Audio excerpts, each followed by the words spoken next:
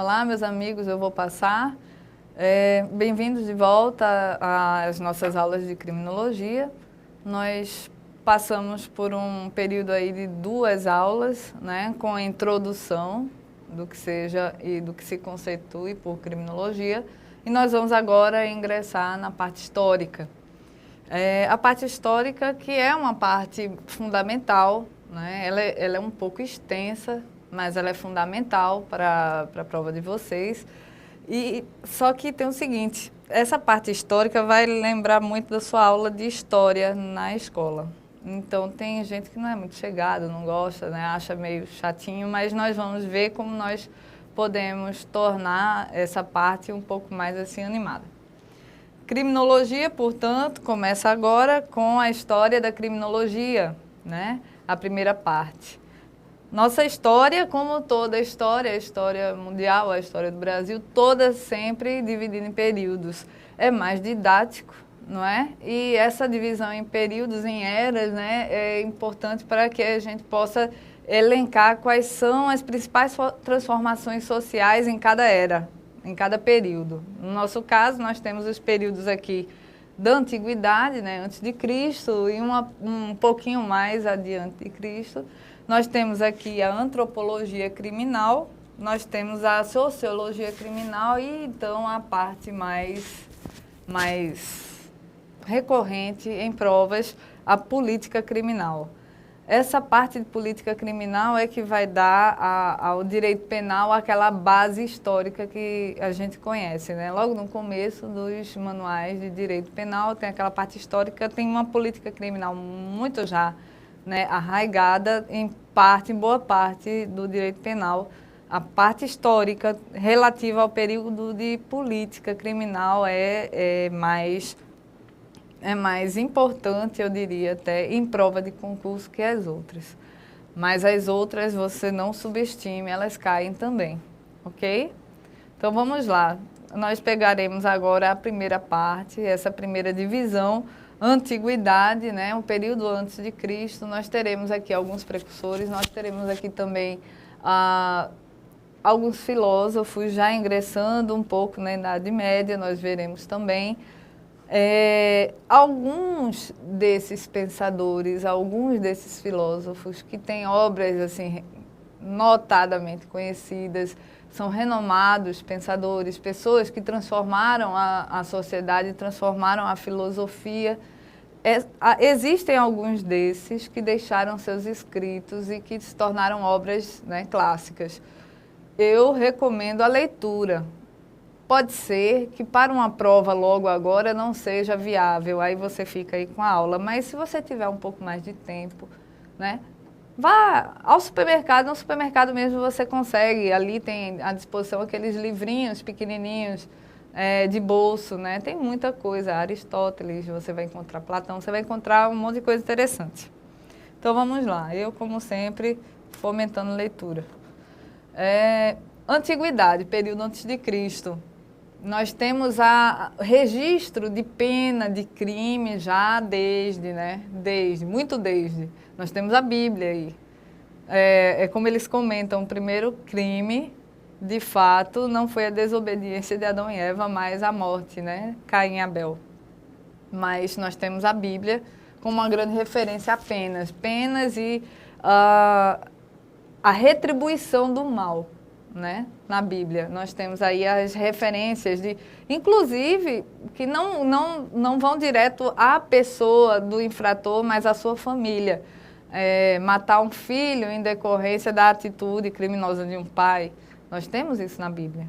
Nós temos o Código de Hammurabi também como uma grande referência da Idade Antiga. Os gregos, entre os gregos se destacou Alcmeon, que pesquisou o cérebro humano. Ele fez com que o homem tivesse uma conotação um pouco mais assim, eu não diria endeusada, eu diria um tanto quanto sagrada. Quando ele diz que o homem é um elo, né? Com a sua conduta, ele se transforma em um elo entre Deus e o animal. Isso quer dizer que nós temos um pouco do sagrado e nós temos um pouco da irreverência, um pouco daquela reação instintiva animal. Então, é a primeira parte é a primeira parte da Idade Antiga onde nós encontramos uma referência tão pesada. Essas referências que nós veremos, inclusive, nessa aula, elas estão...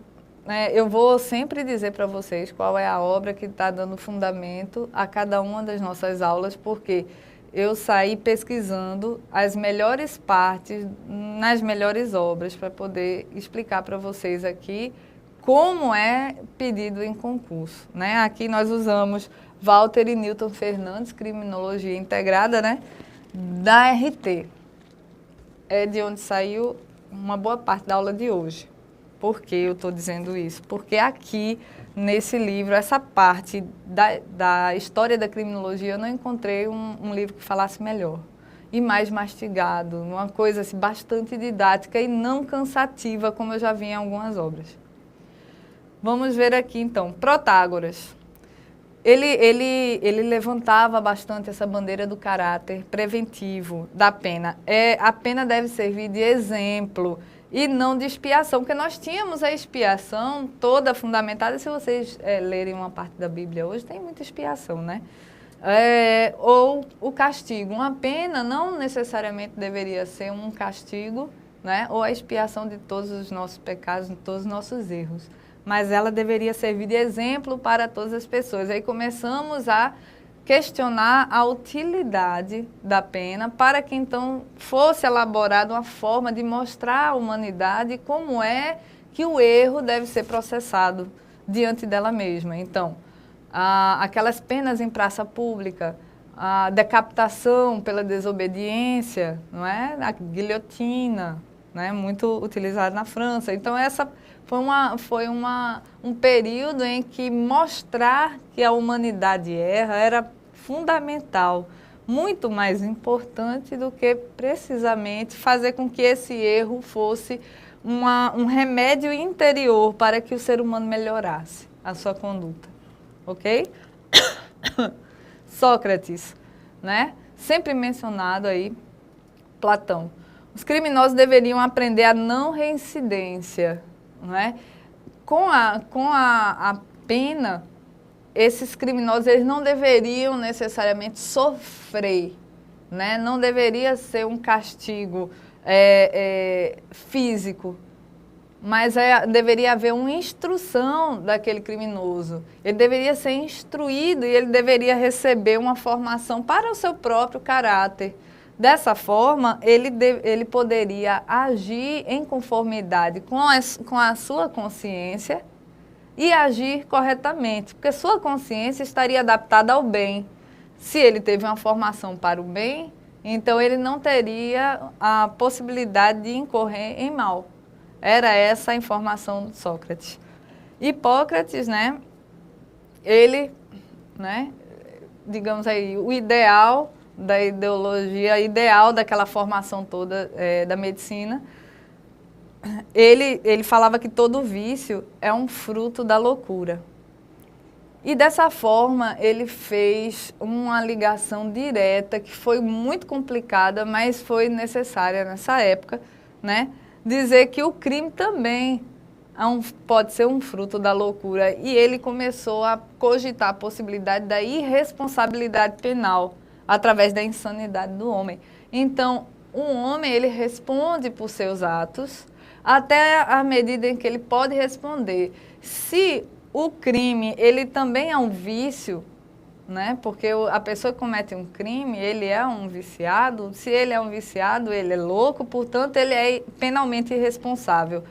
Isso é muito difícil de se entender hoje, mas naquela época foi muito importante.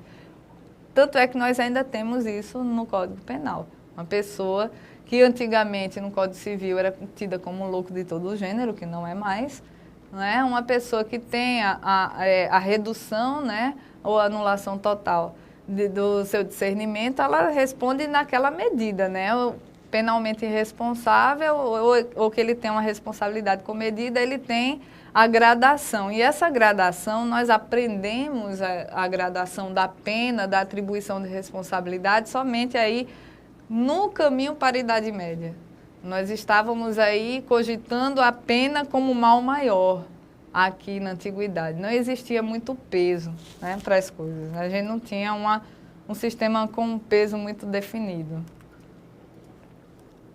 Sêneca, né, em Roma, dizia que o crime ele partia do sentimento de ira. A ira é a mola que dá um impulso, né, ao crime. O crime ele existe porque uma pessoa tem um sentimento negativo de ira.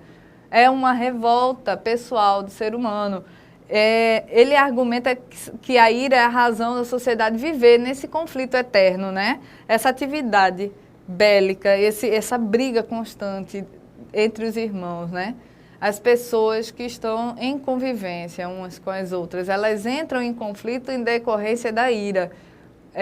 Portanto, numa sociedade onde a ira é reduzida, as pessoas têm menos motivos de revolta, o crime ele é menos presente nessa sociedade.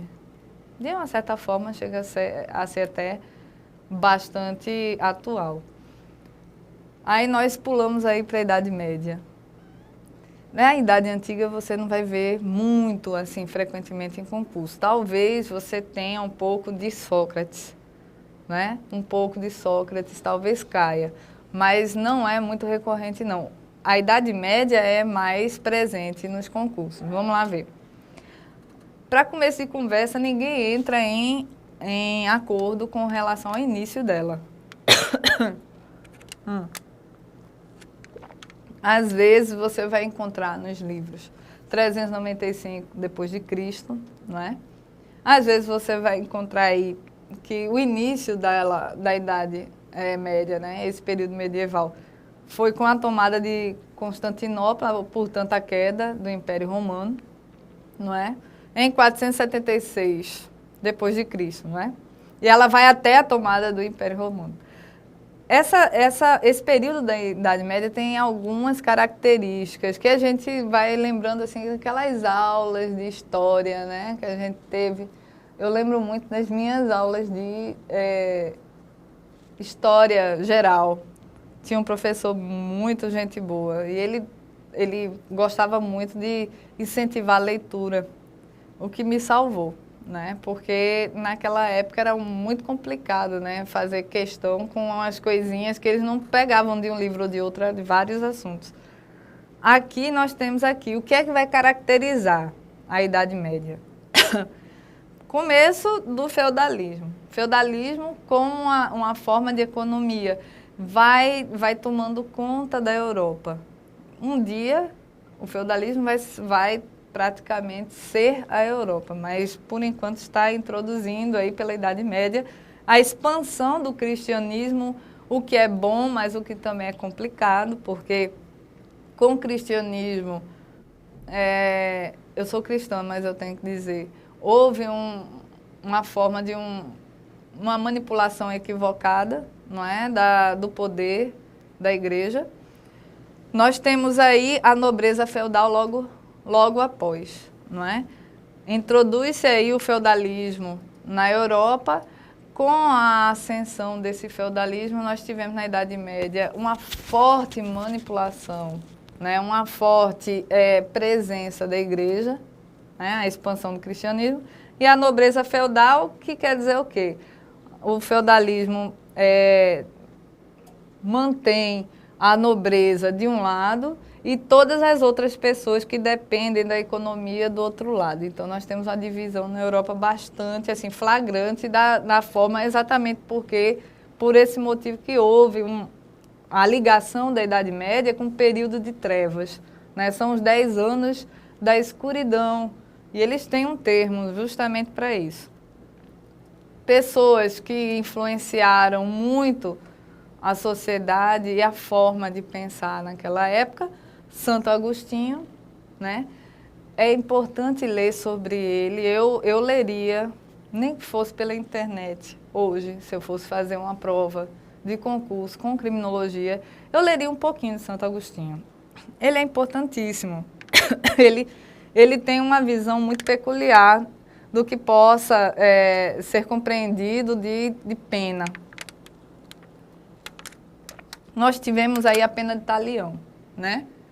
aquela famosa olho por olho. Ele dizia que pena de talhão é uma justiça de pessoas injustas. É uma forma de justiça, mas é uma justiça dos injustos. Porque nem toda justiça é justa, embora seja considerada justiça para alguns. Pena deveria ser uma medida de defesa social. A pena ela tem que ter um caráter de defesa social para que o culpado fosse regenerado. Para que serve a pena para Santo Agostinho, se não for para regenerar aquela pessoa, para recuperar, né, o criminoso? Dentro dessa pena existe um caráter implícito, né? Existe aí uma tendência a se pedir, a se sugerir que haja ameaça de restrição. Olha, se você fizer, você vai à morte, você vai, se você reincidir, você vai passar o resto da vida preso. Agora, essa ameaça não deveria ser velada, né, para ele. Você pode pegar o criminoso, apenar e mostrá-lo como exemplo a outras pessoas, mas você não pode fazer de uma maneira flagrante. Por quê? Porque o objetivo principal não é fazer dele uma morte em praça pública, né? Não é fazer dele aquele grande exemplo. Ele vai ser um exemplo para os outros, mas ele precisa primeiro se regenerar de verdade. Trabalhar para que ele seja recuperado, para que ele não volte, para que não cause aí um aumento no número de apenados, né? Queria que Santo Agostinho estivesse vivo hoje. Afonso X, com o Código das 7 Partidas, que você não vê em qualquer livro, você não vê essa referência em qualquer livro, esse livro mostrou, né? Deu a definição de assassínio e trata de crimes premeditado e mediante paga, né? Aquele crime encomendado. A primeira forma das penas e dos crimes que você vê hoje veio aqui, né, de Afonso X. E não é muito comum, como eu já disse a vocês, encontrar isso no manual. Para você encontrar no manual uma referência que tenha relação direta com crimes que hoje estão no nosso Código Penal, é muito difícil. Viu? Nós temos como pressuposto, antes de a gente terminar essa parte da aula, nós temos como pressuposto histórico, sem desmerecer totalmente a parte antiga. Essa parte antiga é fundamental. Ela vai cair na sua prova da seguinte forma. Santo Agostinho, ele teve uma influência muito grande na época de política criminal. Não vai cair dessa forma, porque assim é muito fácil. Política criminal não tem muito tempo, né? Você está falando aqui quase Idade Antiga, você já está aí na Idade Média. A Idade Média, na Idade Média nós tivemos, já entrando para a Idade Média, nós tivemos aí o Iluminismo, nós tivemos aí as novas concepções do pensamento de Aristóteles, nós tivemos aí várias concepções voltadas à pena, à recuperação do apenado e à pessoa, ao ser humano, do delinquente. E essas referências, elas não são gratuitas. Quando você faz esse tipo de referência, você já está montando a base da criminologia aqui, embora a ciência ainda não exista, não é? É importante você ter em mente o seguinte, que essa parte da Idade Média, né, a Idade Antiga, essas duas partes, se você der uma lida básica no material, inclusive, que eu vou colocar hoje, você terá uma base já formalizada para a prova, principalmente se for uma prova federal. Você não precisa fazer várias leituras de muitos materiais, não. Com isso aí você já desenrola. As duas próximas aulas, que eu acredito que sejam mais voltadas para uma prova objetiva. Se você tivesse que discorrer, fazer uma prova discursiva, aí eu digo, realmente, a Idade Antiga é importantíssima, porque como ela é menos pedida na prova objetiva, uma prova subjetiva certamente seria batata cair a parte antiga, mas não é o caso. Eu faria uma leitura muito simplificada. leria também algumas dessas obras. A primeira coisa que a gente tem que pensar aqui de Aristóteles é esse livrinho que tem hoje vendendo em qualquer lugar, A Política de Aristóteles. É importante você grifar nesse livro, ou você, de repente, assim, pegar um resumo de alguém. Não é um conselho que eu dou, não, mas diante da correria do dia a dia, você pegar um resumo dele.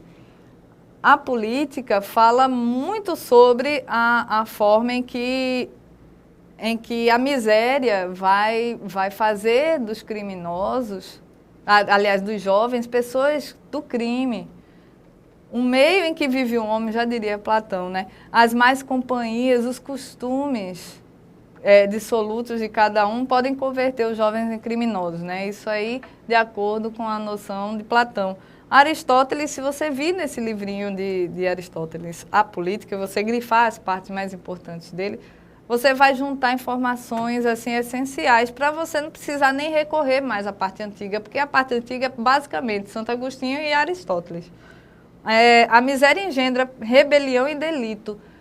Ninguém aguenta miséria, ninguém aguenta a pobreza extrema. Ver o outro, ainda que você não passe por uma noção de pobreza, ainda que você não precise de nada para viver nesse momento aí, você que está assistindo essa aula, você sabe que existem pessoas que não conseguem comer, você sabe que existem pessoas que estão na rua recolhendo os restos das lixeiras para poder comer, e aquilo dali realmente corta meu coração demais.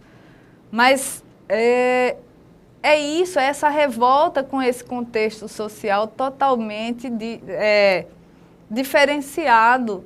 Você encontra, são os barracos ao lado de mansões, não é? Em qualquer lugar nesse país, você falando agora de um contexto mais reduzido, nosso país. Então, os delitos que o homem pratica não são voltados para o que haja de essencial. Às vezes, se você for observar esses movimentos que às vezes existem, eles estão voltados para uma política forte de combate à pobreza, à fome, à miséria. Mas às vezes também você vê, por outro lado, os delitos de pequena monta. Você vê aqui que o roubo, o furto, às vezes não é para... Você não vê o cara roubando um troço muito grande porque ele quer ter muito dinheiro. O roubo e o furto são voltados para o que é supérfluo, diria aí Aristóteles, não é? Não há como negar a influência de Aristóteles para a formação, nós sabemos disso, inclusive da noção de Estado, mas para a criminologia, porque ele começou a achar, no meio desse contexto social, os motivos, né, que ele poderia elencar para dizer que a diferença social também vai causar o crime. Agora, é a diferença social, às vezes, muito grande, que causa a rebelião, e muitas vezes até por uma bobagem, porque o cara vai furtar o que é supérfluo para ele. Ele pega um som de um carro. Para que ele quer o som do carro? Não, ele está duro, ele está sem grana, então por isso ele vai pegar. Não, às vezes ele nem está precisando tanto. E ele vai lá e pega porque ele quer o extra, ele quer o dinheiro para curtir, ele quer comprar qualquer bobagem. Então, é isso que defende Aristóteles. Em parte, ele pode estar certo, mas em parte, pela nossa realidade hoje, o contexto fático no Brasil, nós vemos de uma forma um pouco diferenciada. Ok? Então, essa foi a primeira parte, né, da história. Doeu muito? Não, né? Então, nós vamos aí, daqui a pouco, para a segunda parte. Eu gostaria, estou me recuperando de uma gripe, daquelas assim violentas, então volta e meia estou eu ainda tossindo. Mas nós vamos aí adiante. Gostaria de passar uma mensagem para vocês de tantos filósofos que eu li, eu estava comentando aqui. O que eu gostei, que eu achei interessante, mas hoje, se vocês olharem o material de vocês, ele está vivo, né? Está aí, cantando por aí. Melhor filosofia de hoje ainda não é essa que a gente viu aí com o início da criminologia. Então, veja só. Uma parte da música de Zeca Pagodinho. Eu que não gosto de pagode, aí. Zeca Pagodinho. Vejam que existem expressões e existem mensagens em tudo que a gente lê, né? E essa música, quando eu ouço Joana cantando lá no meu carrinho, aí eu fico logo pensando nas aulas que vocês estão assistindo aí do outro lado. Vejam só, eu não posso cantar porque eu não posso também espantar meus alunos. Só posso levantar as mãos para o céu, ó, levante as mãos para o seu céu, para o céu de todos nós. Agradecer e ser fiel ao destino que Deus me deu. Ainda que você acorde cedo e durma tarde, se mate, estude, leia, agradeça, agradeça. Agradeça a cada instante que você está lendo, porque tem tanta gente que queria estudar e não consegue ler, né? Não tenho tudo o que preciso, com o que eu tenho eu vivo. Isso é importante, você viver com o que você tem. E de mansinho, lá vou eu. Se a coisa não sai do jeito que eu quero, eu fico logo irada, né? Também não me desespero, o negócio é deixar rolar. Estude pela aprovação. Mas se ela não vier, meu bem, não morra não, não desista. E aos trancos e barrancos, lá vou eu. Sou feliz e agradeço por tudo que Deus me deu. Até a próxima, meus amigos.